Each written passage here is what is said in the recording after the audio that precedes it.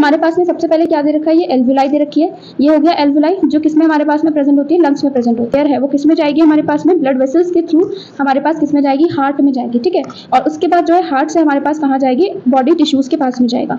तो यही इसमें बता रखा है। इसमें आपको जो चीज याद रखनी है वो ये कि जो हमें कंफ्यूज करता है कि सिस्टमेटिक आर्टरीज में ऑक्सीजनेटेड ब्लड होता है या फिर वेन्स में हमारे पास, ये काफी ज्यादा वर्ड जो है हमें कंफ्यूज करता है। एंड डायग्राम बेस्ड क्वेश्चन आ जाता है कि यहाँ पे जो है हमारे पास स्पेस को फिल करो। ठीक है, कि यहाँ पे क्या था, तो इस तरीके से क्वेश्चन बनते हैं। तो इसका आप लोग समझ लो। देखो सबसे पहले तो ये चीज क्लियर है कि ये हो गई इंस्पायर्ड एयर और ये हो गई एक्सपायर्ड एयर।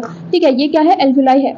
एल्वुलाई में बैक में टेबल में बता रखा है कि एल्वुलाई में हमारे पास में ऑक्सीजन का प्रेशर कितना होता है, partial pressure that is 104 mm of Hg, और कार्बन डाइऑक्साइड का कितना होता है, 40 mm of Hg। ठीक है, तो एल्वुलाई में आ गई एयर। अब एयर कहाँ जाएगी, एल्वुलाई से हमारे पास में, ऐसा तो है नहीं कि एल्वुलाई में बैठे बैठे हमारे पास में ऑर्गन्स को एयर मिल जाएगी, नहीं।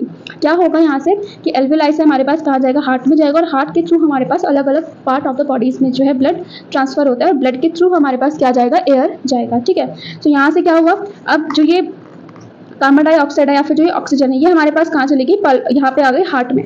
ठीक है, अब क्या होगा, हार्ट से जो अच्छा वाला ब्लड है, अच्छा वाला, देखो याद रखना, जो अच्छा वाला ब्लड है, अच्छा मतलब जो जो साफ सुथरा है, साफ सुथरा यानी कि जिसमें सिर्फ ऑक्सीजन है, ऑक्सीजन से याद रखना ऑक्सीजनेटेड।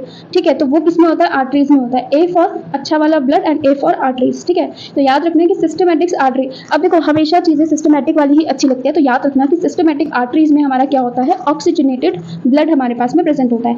तो सिस्टमेटिक आर्टरीज यहाँ से क्या कैरी करेंगी, ऑक्सीजनेटेड ब्लड कैरी करेंगी। अब ऑक्सीजनेटेड है यानी कि ऑक्सीजन का अमाउंट ज्यादा होगा, इसलिए देखो ऑक्सीजन का अमाउंट कितना है, 95 mm of Hg है, एंड हमारे पास में CO2 कितना है, 40 mm Hg। ठीक है, अब क्या होगा, यहाँ से जो है हमारे पास में सिस्टमेटिक आर्टरीज के थ्रू बॉडी टिश्यू के पास हमारे पास ऑक्सीजन, और ऑक्सीजन जो है डिलीवर हो गई, और बॉडी टिश्यूज ने जो हमारे पास कार्बन डाइऑक्साइड को बनाया होगा उसको क्या करेंगे, वो ब्लड में रिलीज कर देंगे। ठीक है, जो कार्बन डाइऑक्साइड बनाया होगा उसको ब्लड में जो है रिलीज करेंगे। अब ये ब्लड, अब जो ये गंदा वाला ब्लड होता है ना, याद रखना, जो डीऑक्सीजनेटेड वाला जो ब्लड होता है वो कौन कैरी करता है, सिस्टमेटिक वेन्स कैरी करते हैं। देखो दो ही टर्म्स होती हैं, एक तो होती है आर्टरीज और दूसरा होती है हमारे पास में, ठीक है, एक तो होती है आर्टरीज एंड दूसरा होती है हमारे पास में वेन्स। तो आर्टरीज क्या है, जो अच्छा वाला ब्लड कैरी करे यानी कि ऑक्सीजनेटेड वाला, तो ये क्या करेगा, हमारे पास में डीऑक्सीजनेटेड वाला कैरी करेगा। ठीक है, तो सिस्टमेटिक वेन्स में क्या आ जाएगा, डीऑक्सीजनेटेड ब्लड। अब डीऑक्सीजनेटेड यानी कि CO2 ज्यादा होगा, तो देखो CO2 45 है, CO2 जो है 45 है, एंड हमारे पास में O2 जो है 40 है। तो इस तरीके से भी याद रख सकते हो। ठीक है, तो सिस्टमेटिक वेन्स में क्या जाएगा, डीऑक्सीजनेटेड अमाउंट, याद हो क्या। अब ये दोबारा से हार्ट में जाएगा, और हार्ट में पल्मोनरी आर्टरी के थ्रू कहाँ जाएगा, ये एल्वुलाई में जाएगा, और एल्वुलाई से कार्बन डाइऑक्साइड दोबारा से हमारे पास में क्या हो जाएगा, एक्सपायर्ड हो जाएगा। ठीक है, नॉर्मल हमें पता है कि जो सिस्टमेटिक आर्टरीज होती हैं वो हमारे पास ऑक्सीजनेटेड ब्लड कैरी करती हैं, बट हमारे पास जो ये पल्मोनरी वर्ड याद